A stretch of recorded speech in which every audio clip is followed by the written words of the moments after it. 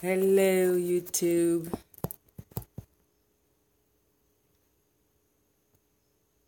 Hello. I'm trying to. Okay. This is the best one I'm getting tonight. I'm not getting the other view, the landscape view. I'm only getting this type of view. Hello, YouTube. Hello. Tonight I want to continue a discussion that I started last Thursday, I believe. I started talking about the crisis that we are having in manhood. After I started talking about it, we had some people join me on the live and they had questions, and that kind of took the discussion into other directions. Tonight I will try my best to stay on the topic, and I will try my best to keep you who may be coming later to watch, to keep you on the topic as well. My name is Lahini. I'm an author. I'm a novelist. Sometimes I work as a journalist, depends on what I freelance with. I own a publishing company. I provide publishing services. My publishing company is called Book on John Press, Book on John Atlanta. I am living in the Atlanta suburbs, and I am an American woman with Haitian roots. I find it important for me to put my 2 cents into this discussion of manhood because when you're looking at United Statian manhood, it differs from manhood around the world. So United Statian manhood is a made-up factor. There are demands that are put on a man in the United States that are not real elsewhere. So when you come to the United States, you find that the men, they have the rubric by which they must perform is very much different from elsewhere. Last week when I did the live on manhood, I started with the bare facts. I started speaking from an original point of view, meaning that for us to understand why there is a crisis in manhood, it requires us to go to the roots to understand why this is happening, because there are a lot of things that happen when a young person is young, when a child is born, when a child is fertilized, like when the egg and the sperm fertilize to create the fetus and to develop that fetus into a baby, and for that baby to become an infant and so on. So last week I went into that process because we are finding out that process, a lot of people may not be aware of it, but that process creates a lot of deficit for the man in the United States, especially for the black man. I should have titled this Crisis in Black Manhood. Let me see if I can edit that, because it's definitely crisis in black manhood that we are facing. Okay? The black man in the United States lives by a different code. And the reason why the black man in the United States lives by a different code is because of slavery, because of the order that they are ordered to follow, because of the doctrines that they are ordered to follow. We find that these men, they are having a crisis in manhood as a result of all of that. One of the original, and I mentioned that, and I just want to go over that quickly so I can move on. One of the original deficit, like I said to you, is in the way that the mother and those children are bonding. We are finding that in the United States, the women, they no longer take time to bond with the children after they give birth to them. And so that process of bonding is what really makes a difference, because when the child grows up, he or she will not know that they did not receive that bond. All they will see is themselves acting in certain ways, but they will not understand that the way that they are acting is a result of what happened to them in the belly as an infant, in their development, in their original development process. They will not click it. They will not make a connection with it. In the United States, a lot of mothers abandon their children to go get bullshit jobs. So in that case, you are seeing women who are leaving their children at 2 weeks old in daycares, and then they go find jobs. And we are finding that these children, after 10 years, they no longer have this thing you would call not just a bond, but it becomes like a spiritual, emotional, physical responsibility to the mother especially. I know of plenty of people, but I will just use that one example. I met a young lady actually recently, and she was like, what, 15 up to 17 years old, and we were talking, and she was from Buffalo, New York, and she was explaining how much she loves, like, you could see that she's very loyal to the ghetto where she's coming from. And I was talking to her and her cousin lives out here in Georgia. She was visiting, and even though she came to visit the cousin in a better environment, a more sociable environment, but she was still loyal to the hood where she came from in Buffalo, New York. And so she began to explain that she loves her grandmother's house, and the other cousin made a point to explain to her that, yes, I understand you love your grandmother's house, but your grandmother's house is not up to par. It's not even a living situation, you know what I mean? So at that moment, the young lady got pissed. She was mad. She got pissed. But the fact that she got pissed, it was as a result of her. In the moment, I felt like she was so attached to the hood or to the ghetto or to that place. But this is what touched me even more. At that moment, I'm learning that the grandmother has about 7 or 8 children. And so what I asked her is like, well, where are the children of your grandmother's? Why is it that your grandmother's house is still dilapidated and hood when you tell me your grandmother has 7 children? And she's like, well, they're here, they're around. And at that moment, I said to her, you know what, in a normal course of action, those 7 children that your grandmother had, they would make sure, it would be their responsibility to make sure that your grandmother's house is up to par.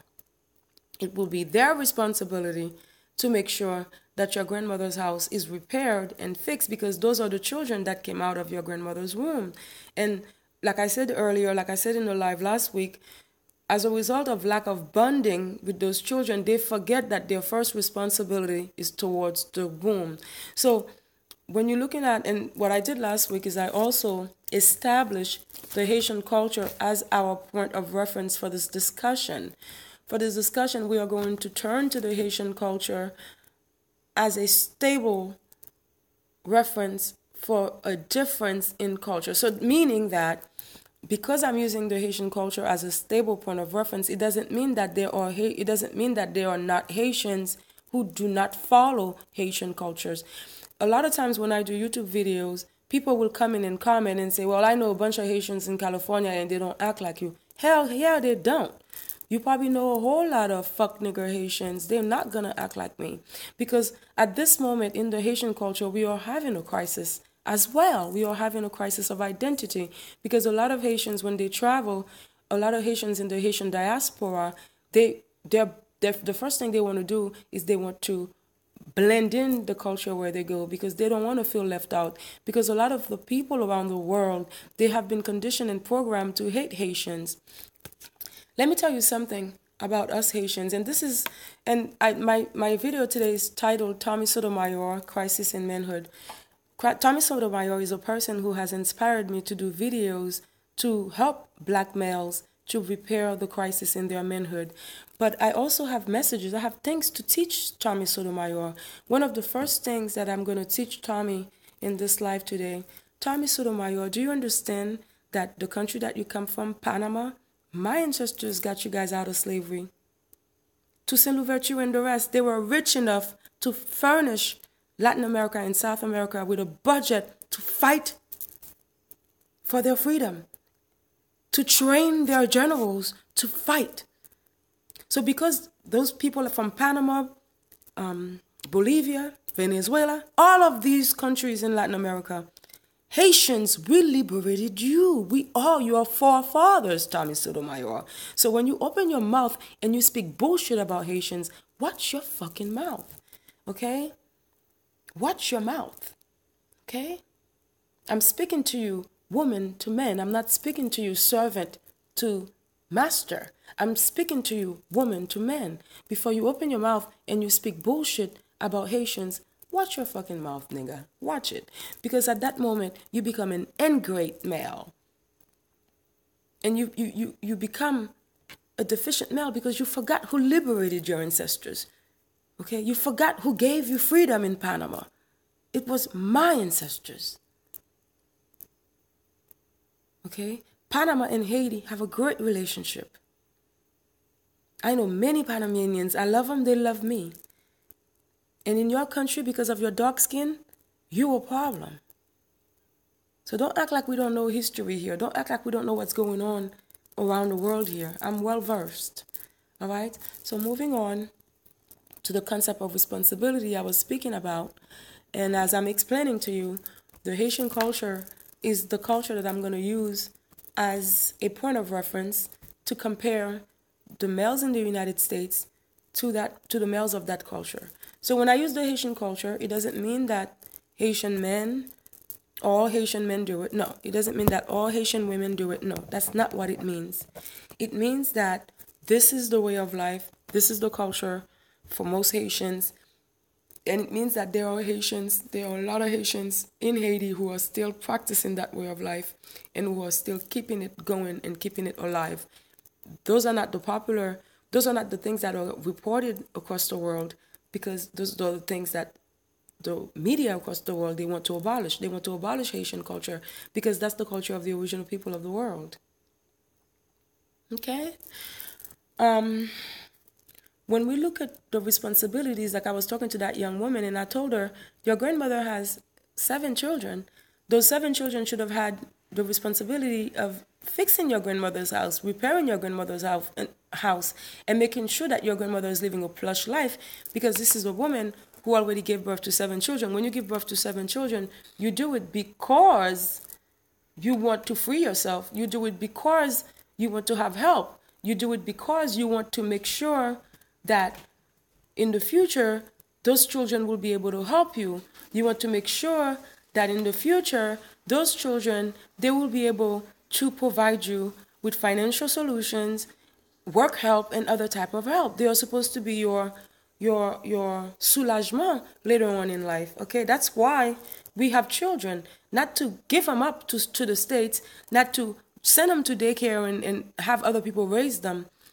It's about responsibility, because when you raise your children with responsibility, when you bond with your children properly, when they become 15, 16, 17, they understand their responsibility. They understand their duties and so on to you as a mother, to the father, and to the rest of the family. The bonding process that most of the women in the United States, I would say that 98% of women in the United States, they neglect that bonding process. That bonding process is necessary. Okay? Don't forget to click like as you are joining my live. If you are still watching, that means it's interesting for you to watch. Okay? So thank you for clicking like. So we are talking about the bonding process as a process where when you neglect the bonding process, it creates a problem. It creates a problem for the future, because in the future you are going to have a child who's detached from you. You're going to have a child who's detached from their responsibilities. So that's one of the most important things we have to focus on when we talk about manhood. Because for men to become a responsible man, for a man to become a real man, not a photocopy, that process a mother cannot drop the ball during that process. So we already know that 98%, if not 100%, of women in the United States, they drop the ball in that form. And I'm talking about black males, and I'm talking about black women, okay? Black women who fail to properly bond with their children, and then later down the line, they are with deficient males, deficient children, and they wonder why. That process of bonding is important. It's necessary. It's not just important, it's necessary. Okay? I'm going to continue. On the topic of responsibility, we find out, and I mentioned that last week, when you're looking at the history of the United States, the responsibilities of manhood were always, if not most of the time, associated with white males. Okay? With white males, meaning that when you would look at a nuclear family, you would see that it was white males who were revered as being father of the house and performing the task of head of household. After the 70s, 80s, we are seeing an increase in the black family, like in the importance and then the promotion of the black family unit. Because before that, the black family unit was not really, there were no promotions of it. Like until the 70s and stuff, then you started seeing TV shows promoting the black family unit and everything as such. You understand what I'm saying? So when you're looking at the responsibilities of the black male, you don't see it as a normal trend of life. You don't see it as a normal process, as a normal acceptance. The black male in the United States does not accept his manly responsibilities. He does not accept his manly responsibilities. And one of the major reasons why he doesn't accept his manly responsibilities are the ways that he is raised, are the ways in the community, in the culture where he is raised. A black man, like, and it's history. It's the formation of the black culture, the African American, and I have to be precise and refer to it as the African American culture. So when you're looking at the manhood in African American culture, responsibility is not promoted, okay?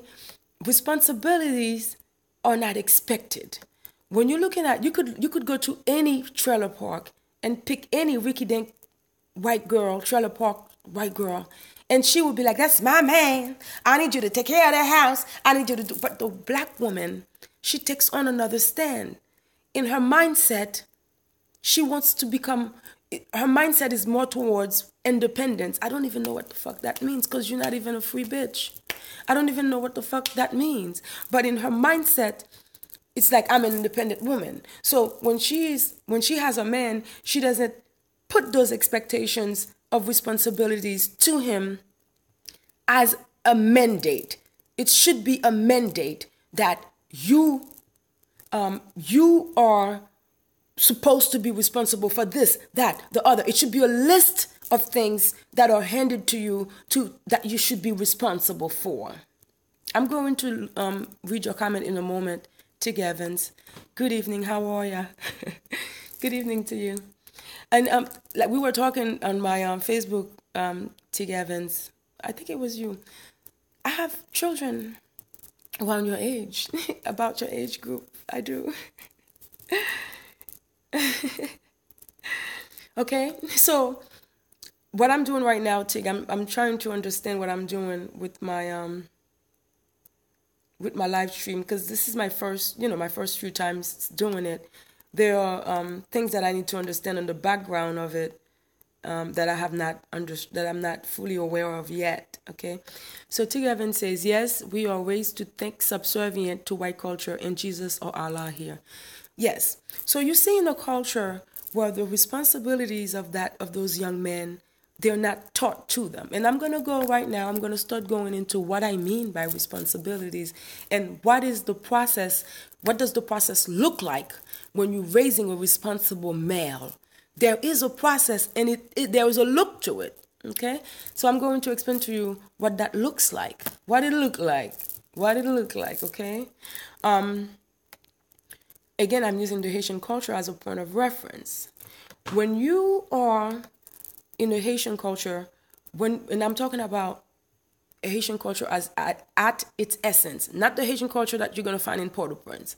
I'm talking about the Haitian culture that you'll find in the countrysides, where you have real Haitians, real American Haitians, real African American Haitians with roots and cultures that we have been keeping since the original people of the world time, centuries and centuries. We have been doing the same things.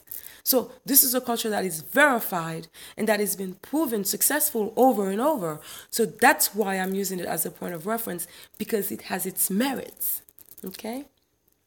So when you're looking at the way that the Haitian culture raises, like let's take a young Haitian male at 3 years old. At 3 years old, a young Haitian male is a lot of time he's giving an animal, he's gifted an animal. So a lot of time at 3 years old, most of the time it's a chicken. This young man will be given a chicken. And I'm going to explain to you why a chicken is given to him. This is very important to understand why the chicken is given to him. The chicken is given to him for him to take care of. And the chicken is given to him for him to own something. Owning the chicken makes him a master of a chicken. Being a master of a chicken raises his level of responsibility, because now he has to feed that chicken. He has to give that chicken water. He has to make sure that chicken doesn't run away or is not stolen. So at that moment, he becomes engaged in the process of becoming responsible. It's a process. If you're not used to being responsible for anything, you're not going to understand the process of responsibility. The process of responsibility is a tangible process that must happen in the male's life from the time of him being a young male. Okay? So, you look at a 3-year-old African-American male in the United States, at 3 years old, he has no concept of ownership but towards his toys. Okay? So, at 3 years old, a lot of times in Haiti, a young male will be given a chicken, which is a live animal, and he is asked to be responsible for that chicken. Okay? So, at that moment, he becomes responsible. When he becomes to be 5, 6 years old, he may be given a goat. So, his level of responsibility at that moment rises. Okay? His level of responsibility at that moment rises. Not only that, he is now in the understanding of what life means. Because sometimes, like me, I remember when I had chickens, sometimes I would have the maid kill them for me so we can eat it. So at that moment, I know that that chicken can die. I know that I know how that chicken reproduces. I watch the chicken hatching an egg. I watch the chicken sitting on an egg. So reproduction becomes something that I can see. It's not something that I'm asking that is a phantom, because at that moment at 3 years old, and for you to understand the process of reproduction of a chicken, it makes life make sense. Your responsibilities make sense, and they don't become like a burden, because you are growing into your responsibilities. Does that make sense, people? Right? It makes sense. Okay? So, again, I'm using the Haitian culture as a point of reference to compare it to the African American culture, because we are talking about the crisis in black manhood right now. If I could change that title, I would put Black Manhood. That's what I would do. So, when this young man becomes about 9, 10 years old, he is giving a piece of land. Sometimes it's a quarter of an acre. Okay? He is given about a quarter of an acre of land from the family land. So for you, yes, we are raised. Tig says yes, very clear. Thank you. Thank you for letting me know. So when the young man becomes at about 9 years old, he is given now about half an acre, a quarter of an acre, a quarter of an acre of land. And via this quarter of an acre of land, now he can interact with other young men in his age group, and they activate responsibility. I'm going to explain to you one way that they do it. Sometimes when this young man, if he has to plant corn, if he has 5 friends, all of his 5 friends will come with him, and they will all plant his corn together. And then the next day, they will go to another friend's quarter of an acre, and they will plant that friend's corn together. So not only is he understanding his manly responsibility, he's understanding communal responsibilities. His responsibilities to his community, his responsibilities to himself, his responsibilities to others. Do you understand now? So when you're looking at a 9-year-old African-American child, what is he given? What is he put in charge of?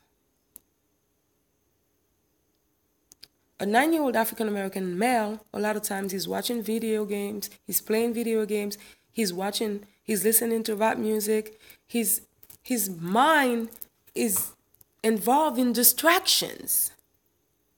So how can you expect that young man who at 9 years old is soaked in distraction, how can you expect him to become a responsible man who doesn't see responsibility as a burden by the time he's 25?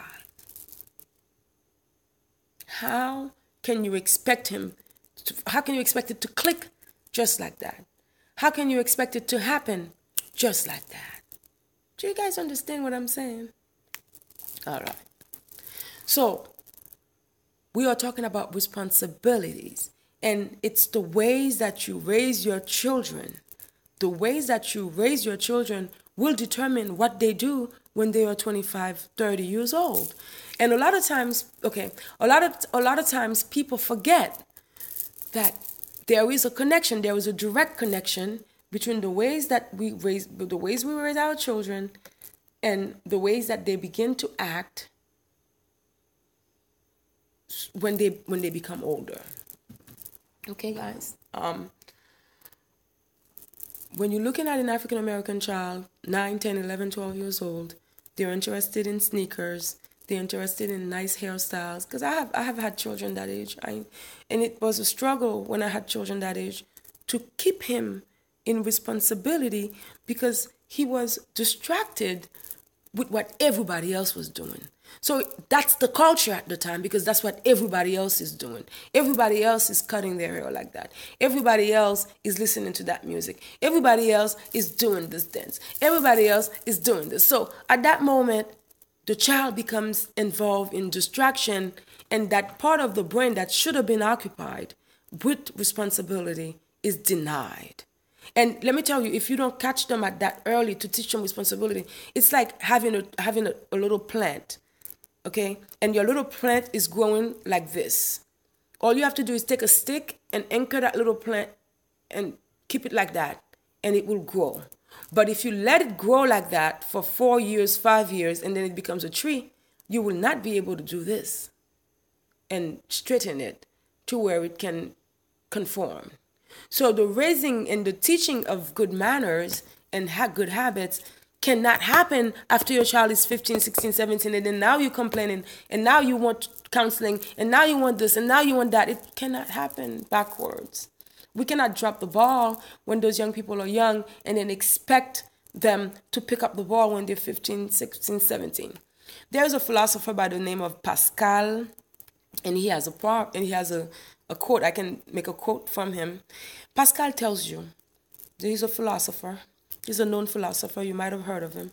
He says, mankind, not just men like male, he says man meaning mankind, man receives two types of education. One that he receives in the house and one that he gives himself. So at that moment, if you fail to give your child the proper relationship with responsibilities, by the time he's 15, 16, 17, he will give himself his own notion of what responsibilities are. Okay? All right, let's move on. On the same point of responsibility, okay, one of the things about teaching responsibility is to model responsibility. So that's why the young guy in Haiti, when he's 3 years old, he's given a chicken. When he's 5 years old, he's given a goat. And when he's 9, 10, 11, 12, he's given a quarter of an acre of land, if not more, if not smaller. Okay? Because at the same time, he's watching his father. He's watching his father cultivate the land, be a farmer to the land. He's watching his father bend backwards to please his mother. He's watching his father carry a certain duties towards his mother.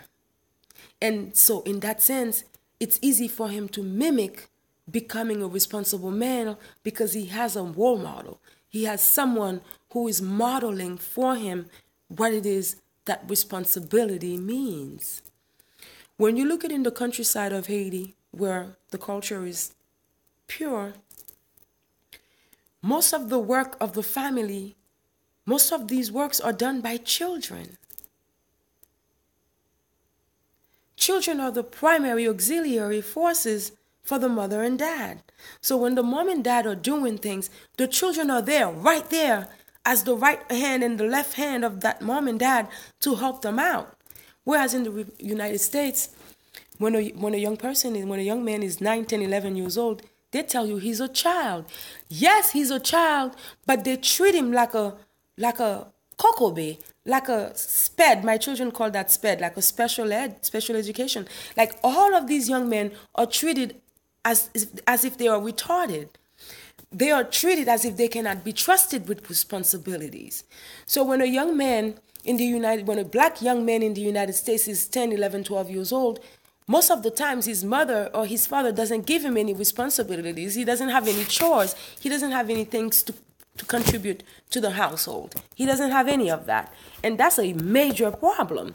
Because if he doesn't have, at that moment, at 10, 11 years old, if that young man, that black man, that African-American young man, if he doesn't have any chores, he doesn't have any responsibilities around the house, what he's doing is he's waiting on his mother to buy him Jordans, to buy him the Xbox, to buy him Wii, to buy him PlayStation. At that moment, he's deficit. He is deficient. He is deficient because he does not know what it feels like to be a young male, an adolescent young male who is evolving in a responsible manner. Because what he's experiencing at that moment is a mother who is catering to him, is a mother who is serving him rather than a mother who is working with him, or rather than having an opportunity to work right alongside of his mother. So at that moment, what he's learning is to take advantage of his mother, really.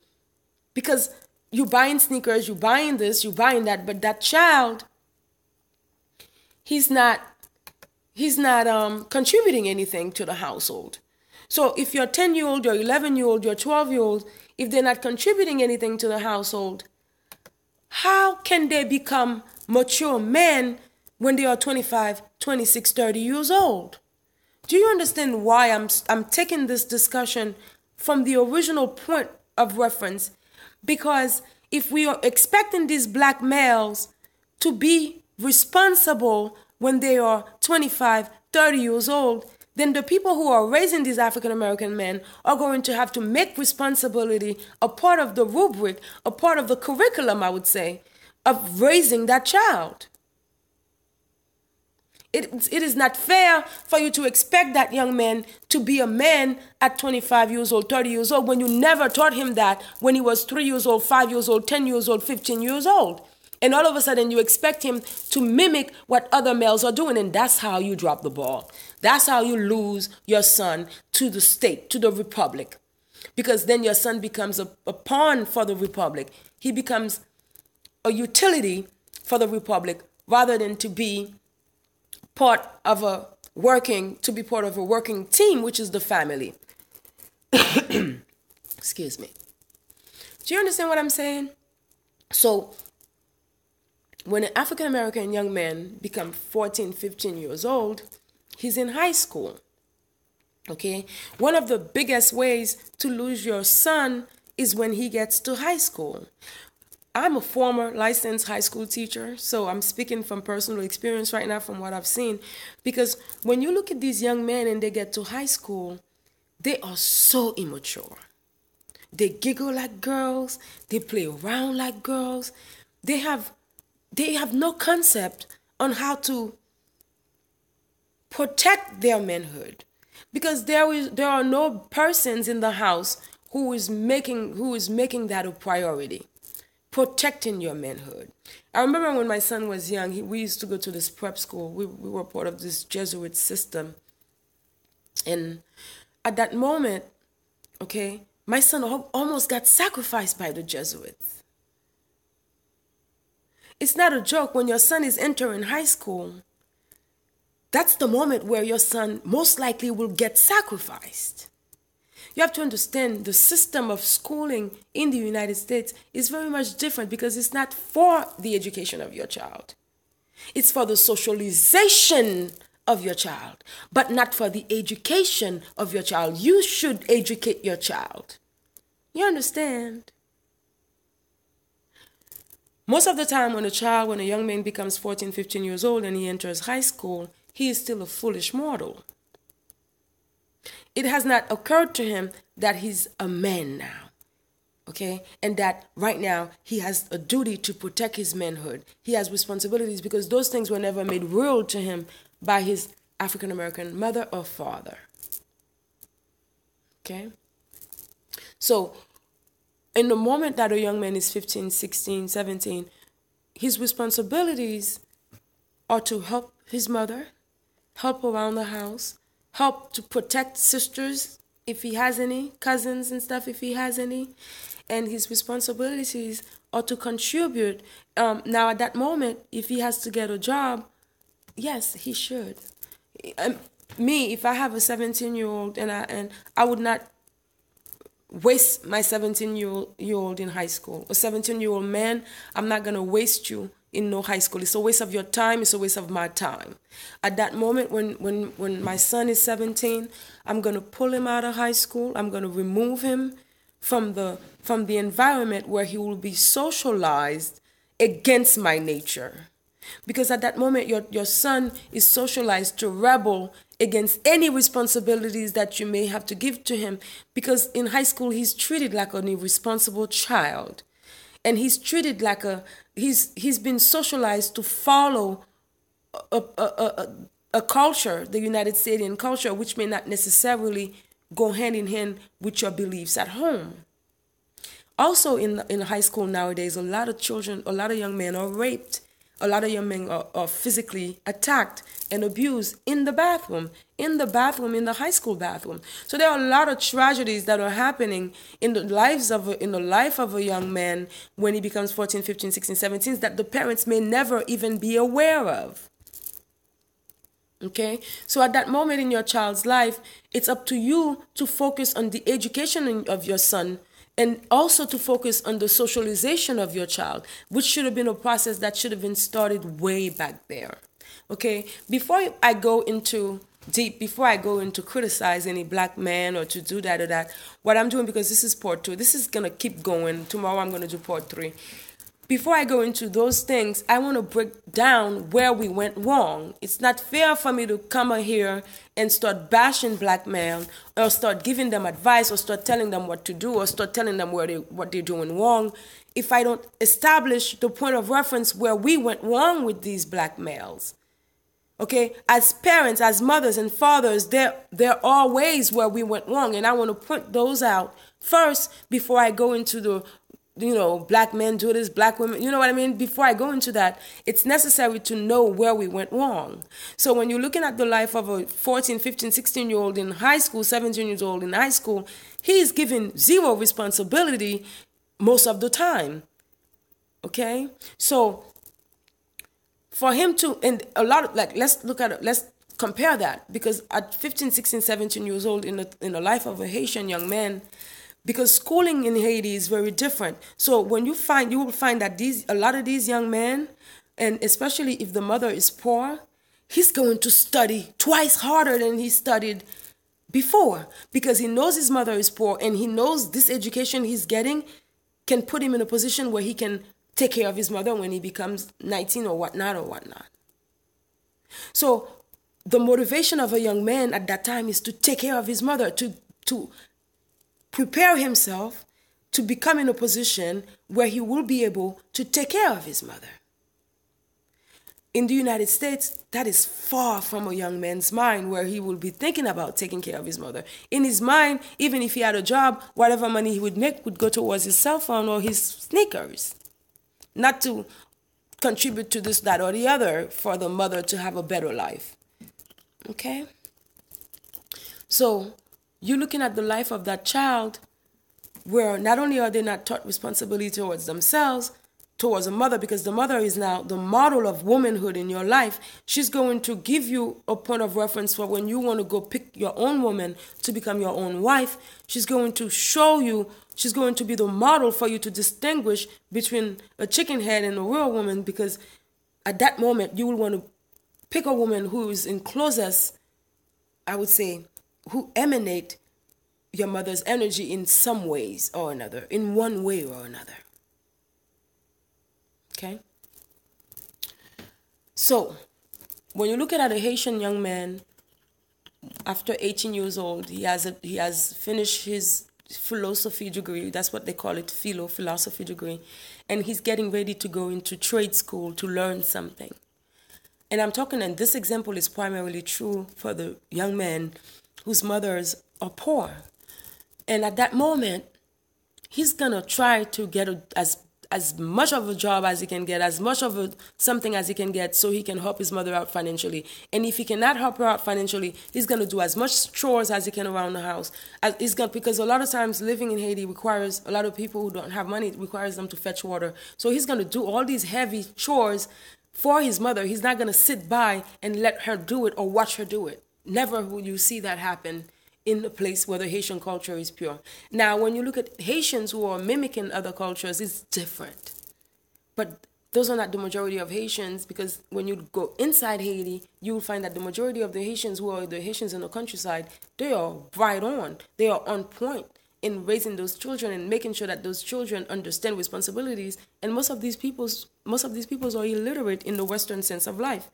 But they still have logic to know that this young man needs responsibility, whereas the people in the United States, these African Americans, they know how to read, they know how to write, they are literate, but they don't have the logic of the original people of the world because of their socialization.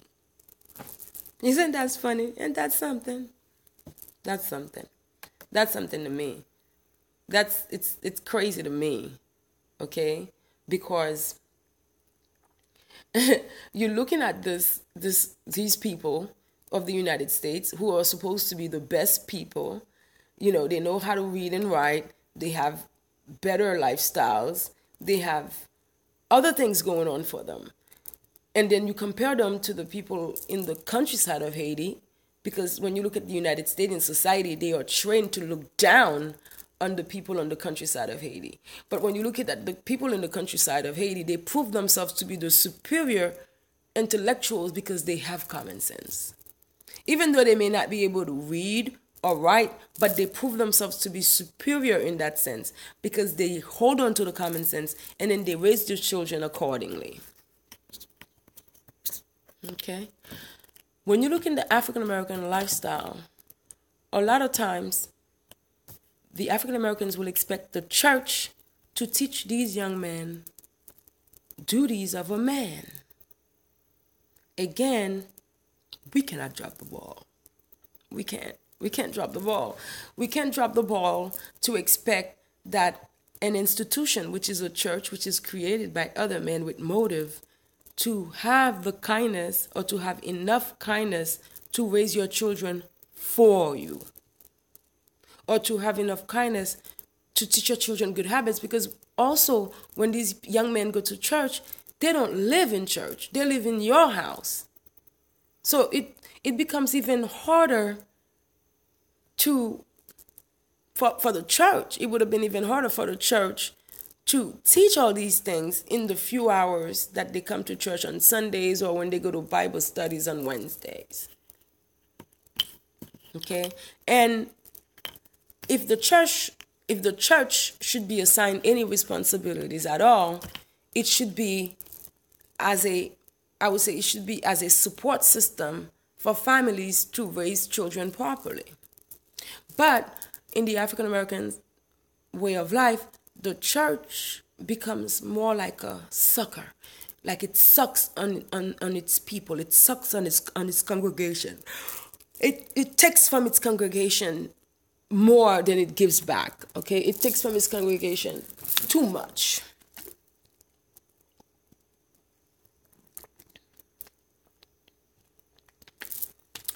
What you said is correct, Tig Evans.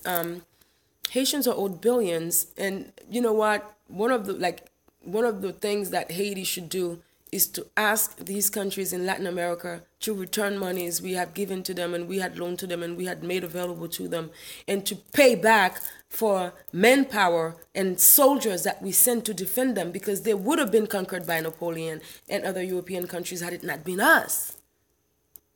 So yes, we are owed. I don't want to get off topic right now. Let's go back to the topic, the issues of responsibilities, because we are seeing that these women, they are expecting to marry good men, they're expecting to find good men, but are they raising good men? Sometimes I meet a man and I get so pissed off at their mamas. It's unbelievable. There is this young man, his name is Rashik Dixon. He's a Hebrew Israelite.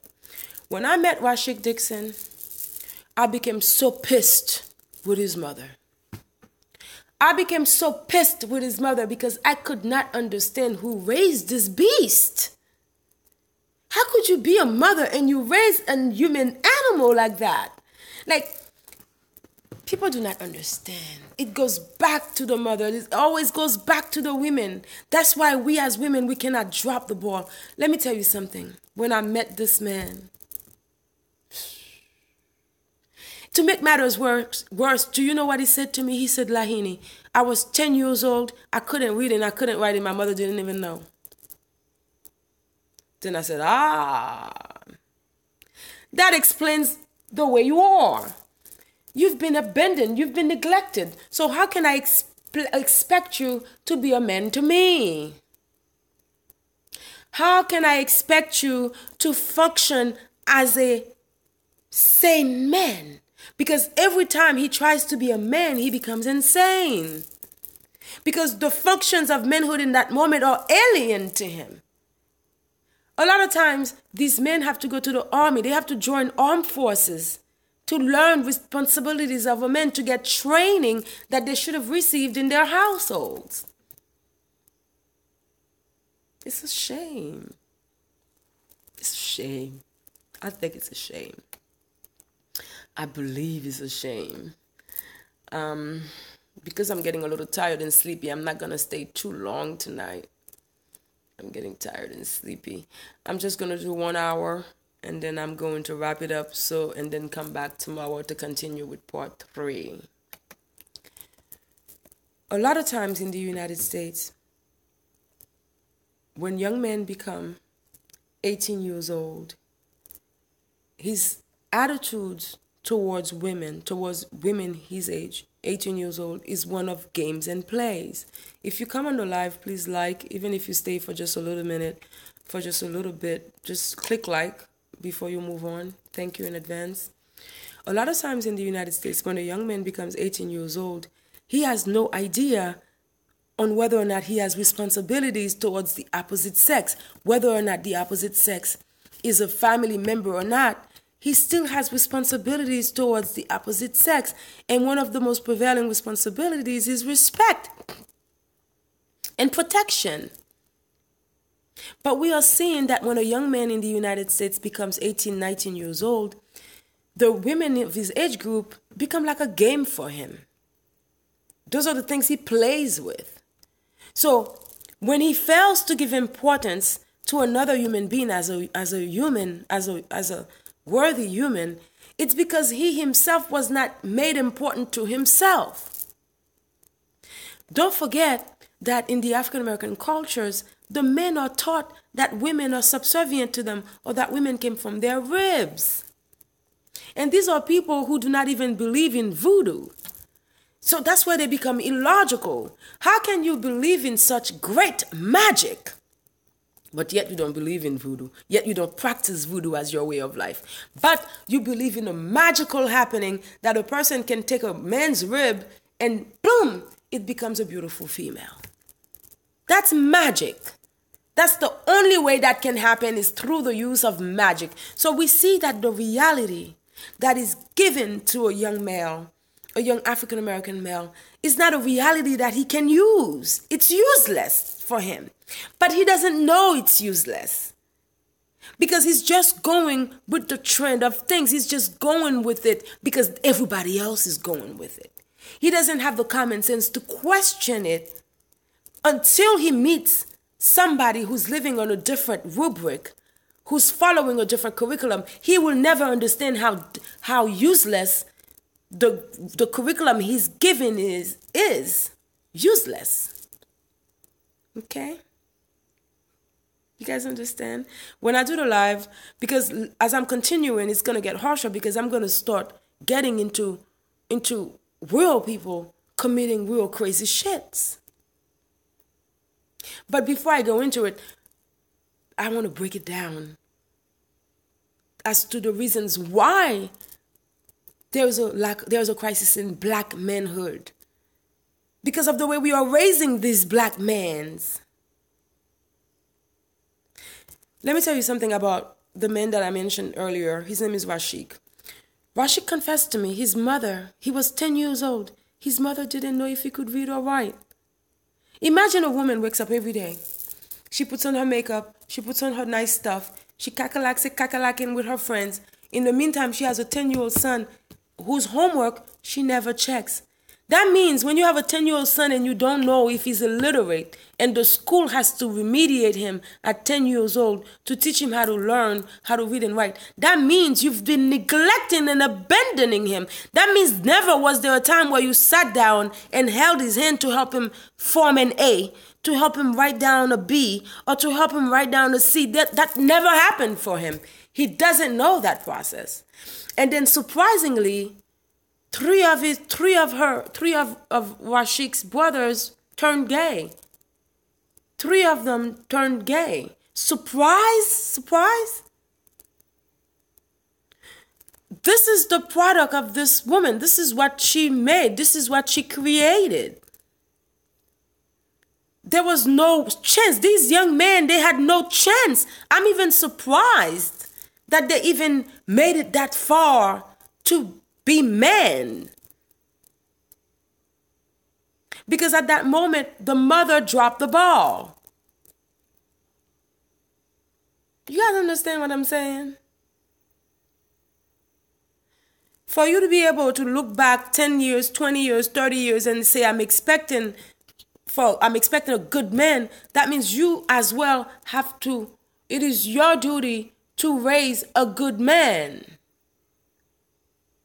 We African American women, the African American women, we are not raising good men.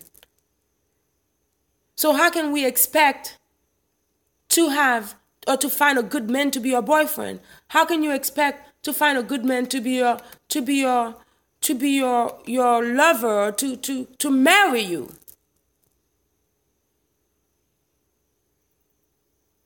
Okay? This is very important. We cannot deceive ourselves with lies. We cannot deceive ourselves to expect these young men to become great when we're raising piece of shit niggas.